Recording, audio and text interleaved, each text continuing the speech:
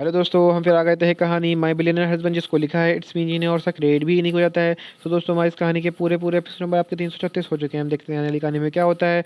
शुरू करते हैं एपिसोड नंबर 336 और देखते हैं कहानी में क्या होता है। अबीर बेसमेंट से निकल के दादी के अंतिम संस्कार की तैयारी करता है। वहीं बाहर की दुनिया में एक बार फिर से खबरों का भूचाल आ जाता है। हर जगह हमले की न्यूज़ बढ़ा चढ़कर दिखाई जा रही थी। पुलिस, सीबीआई और भी जांच एजेंसियां लगी हुई थी इस हमले की इन्वेस्टिगेशन करने में। अब तक अभिनव को भी इस हमले की खबर मिल चुकी थी। उसने भी अपने एक स्पेशल टास्क फोर्स को मीरा और उसके परिवार को ढूंढने के लिए भेजता है। फिलहाल उसने उसने महल में किसी को कुछ नहीं बताया था, लेकिन वो इतना तो श्योर था कि वो दोनों अमितेश और मीरा और साथ उनके बच्चे बिल्कुल ठीक हैं, क्योंकि उसे अमितेश पे खुद से ज़्यादा भरोसा था कि वो सबसे अच्छे संभाल सकता है। एक तरफ अमितेश दादी की चिंता को मु- मुखा मुखा मुखा एक मिनट एक तरफ अमितेश दादी की चिंता को मुक्ति देता है, वहाँ दूसरी तरफ मीरा को 24 घंटे पूरे हो जाते हैं। उसको अब तक होश नहीं आता। अमितेश एक रोबोट की तरह दादी की अंतिम संस्कार की सारी विधि पूरा करता है। उसके चेहरे पे कोई भी एक्सप्रेशन नहीं थे। वो एक ब्लैक एक्सप्रेशन का नकाब ओढ़े हुए था। वो चल के नील के पास आता है और उसके नीरा के पास जाने कहता है। अमितेश सभी को वहां से भेजता है और खुद दादी की जलती हुई चिता को देखता है। वो दादी की जलती हुई चिता के आस के पास अकेला खड़ा हुआ था। वो आज सच में अकेला पड़ गया था। ना तो दादी उसके साथ थी और ना ही उसका प्यार उसकी मीरा उसके पास थी। वो दादी की चिता के आगे खुद एकदम से घुटनों के बल बैठ के जमीन बैठ जाता है और जोर से रोता है। अमितेश रोने की आवाज़ वहां दूर तो गूंज रही थी। अमित एक छोटे बच्चे की तरह बिलक बिलक के रो रहा था। अमितेश को एक प्यार भरा स्पर्श उसके सर पे महसूस होता है। वो रोते हुए अपने सर ऊपर उठा के देखता है तो उसकी आंखें रोने की वजह से लाल हो गई थी। वो अपने पास खड़े शख्स के लिपट जाता है और फिर बच्चों की तरह रोने लगता है। जी हाँ, वो कोई और नहीं, मीरा मीरा की माँ आराध्या थी। अमितेश उनकी ममता भरा स्पर्श पाकर खुद को रोक नहीं पाता। वहीं आराध्या जी भी अमितेश को जी भर के रोने लगती हैं। थोड़ी देर बाद अमितेश खुद को संभालता है। वह अपने आंसू पोंछता हुआ खड़ा होता है। अमितेश आराध्या जी से नजर चुराते हुए इधर उधर देखता है, जैसे उसे अब आराध्या जी से नजरें मिलाने की शर्म आ रही हो।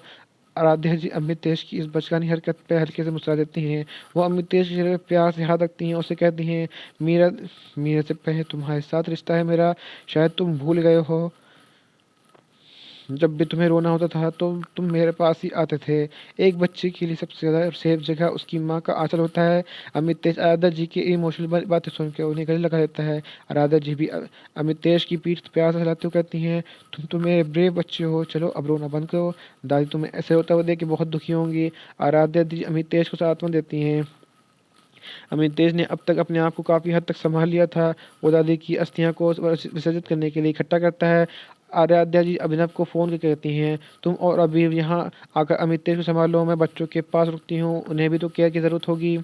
थोड़ी देर बाद अभी और अभिनव वहाँ आते हैं और आराध्या जी की बेसमेंट में चली जाती हैं। आराध्या जी शिल्पा आराध्या जी शिल्पा का हाथ पकड़े मीरा के वार्ड में आती हैं। उसका दिल तेज धड़क रहा था। उसके दिल में एक अजीब सी बेचैनी घर कर रही थी।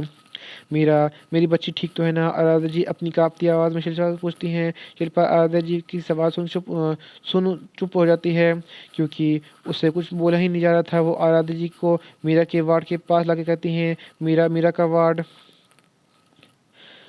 आराध्या जी मीरा से मिलने के लिए, उसे देखने के लिए वार्ड के अंदर और ओपन करती है। जैसे ही उन्हें मीरा दिखती है, उनकी फेस की सारी अद्भुतता, सारी एक्साइटमेंट गायब हो जाती है।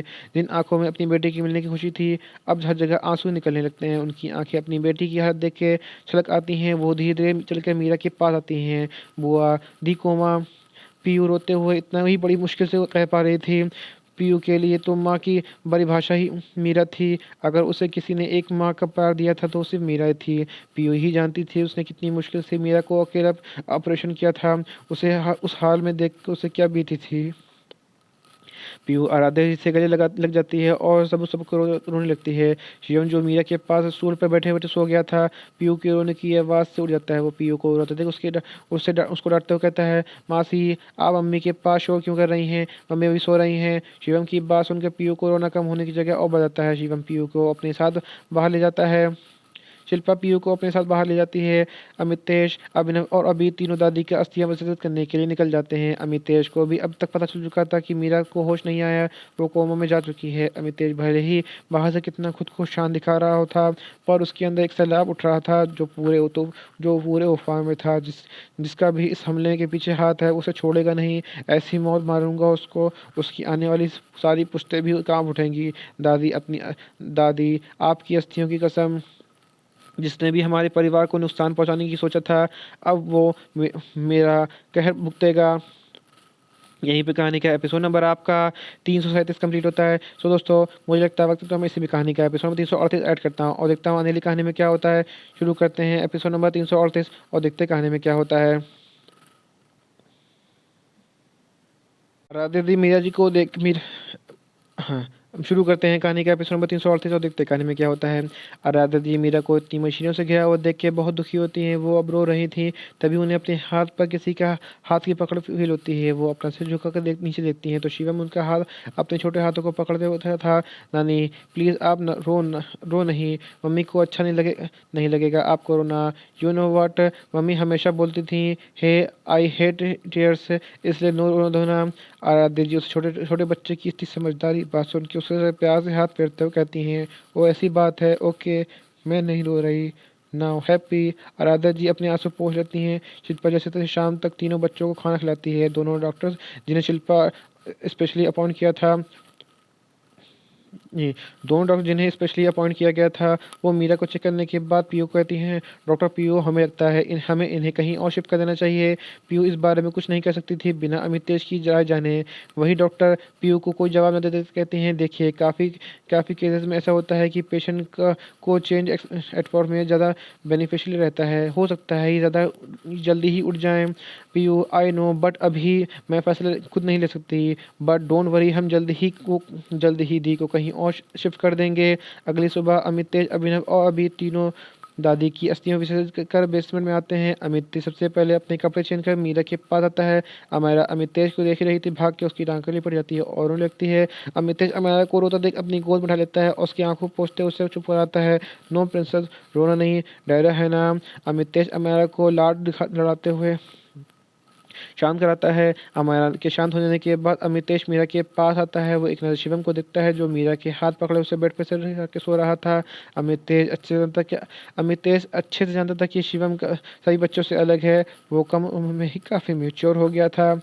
ये देख अमितेश का दिल दुखता है अपने बेटे के लिए। वो शिवम के बालों को प्यार से उंगली चलाते हुए कहता है, शिव शुरू बच्चा उठो। अमितेश की आवाज़ सुन शिवम की आंख खोल जाती हैं। वो अपनी आंखें मलते हुए अमितेश की ओर देखता है। शिवम अपनी आंखें छोटी छोटी आंखों झपकाते हुए अपनी क्यूट वॉइस में सॉरी फील करते हुए कहता है, सॉरी पापा, मैं गलती से हो गया। शिवम पैसे झुका लेता है जैसे वो अपनी गलती की सज़ा पाने के लिए तैयार हो।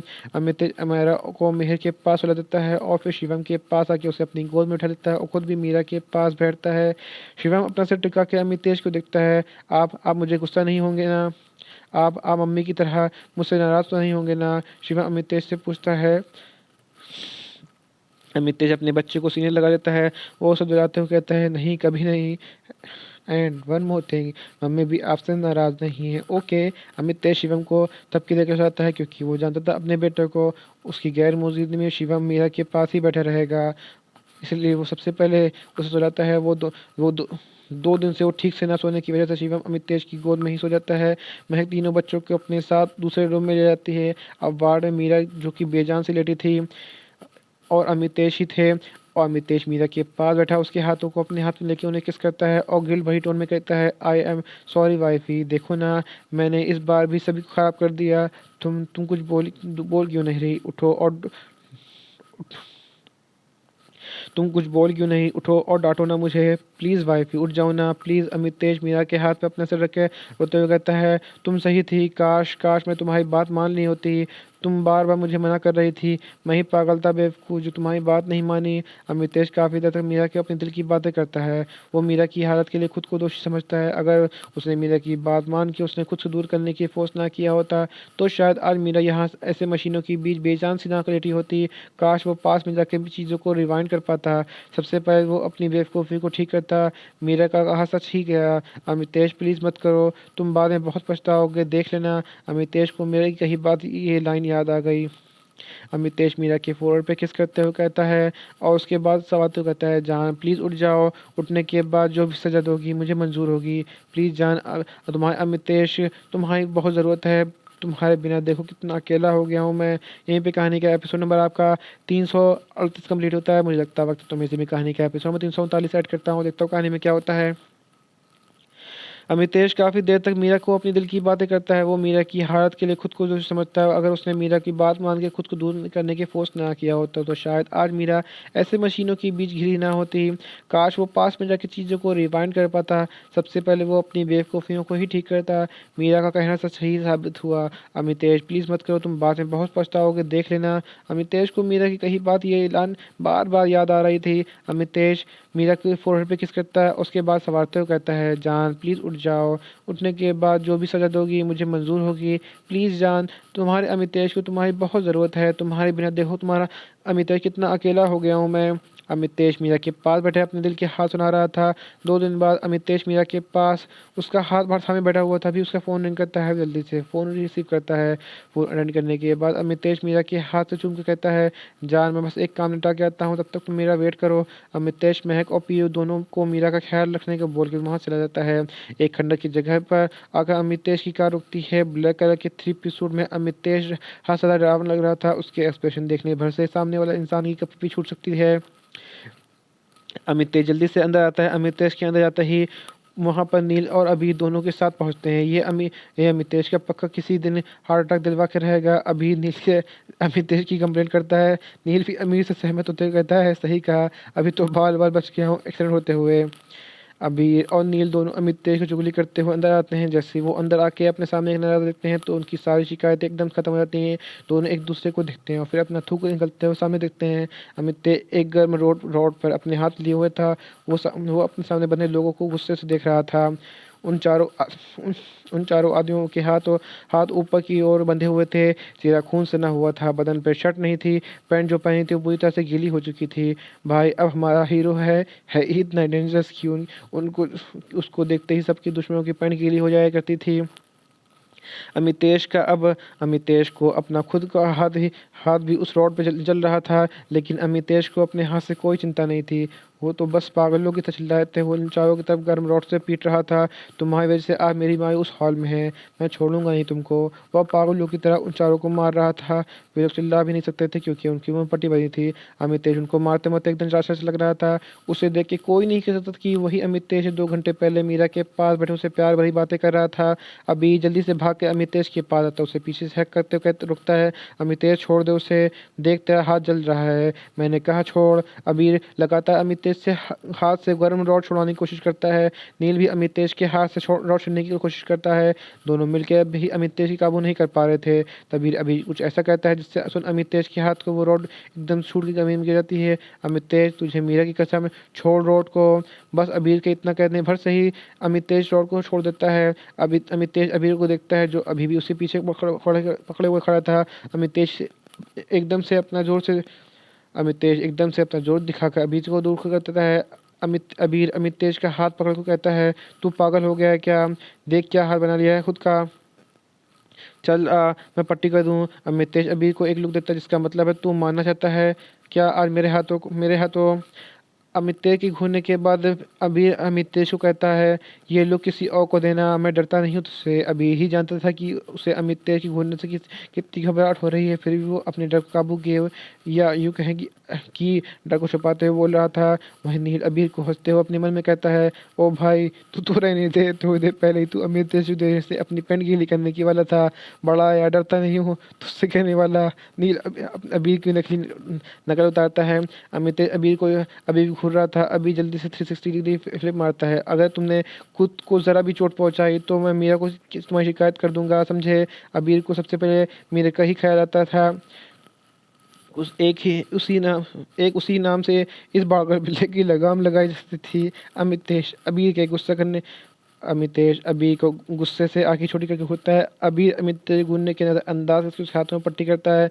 अमितेश, तुझे इनके साथ जो करना है वो कर, बट तू खुद को हर्ट नहीं करेगा। तुझे पता है ना तेरी चोट का दर्द तुझसे ज़्यादा मीरा को होगा। क्या तू उसे दुख क्या तू उसे और दुखी करना चाहता है? नहीं ना। अबीर अमितेश को समझाता है और यहीं पे कहानी का एपिसोड नंबर आपका 339 कंप्लीट होता है। सो दोस्तों आपको एपिसोड 339 कैसा लगा हमें कमेंट करके जरूर बताइए। कहानी का ऐसा अंश ऐसा भाग जो समझ में ना आया हो, आपको और पता लगा हो तो भी हमें कमेंट करके जरूर बताइए। कहानी अच्छी लगी तो इसको लाइक कीजिएगा, शेयर कीजिएगा, चैनल को सब्सक्राइब करिएगा ताकि आपको हमारी आने वाली अगली वीडियो अब तक आसानी से पहुंच सके। तो दोस्तों फिर मिलेंगे एक नई वीडियो के साथ, एक नए एपिसोड के साथ। तब तक के लिए मुझे इजाज़त दीजिए। धन्यवाद दोस्तों।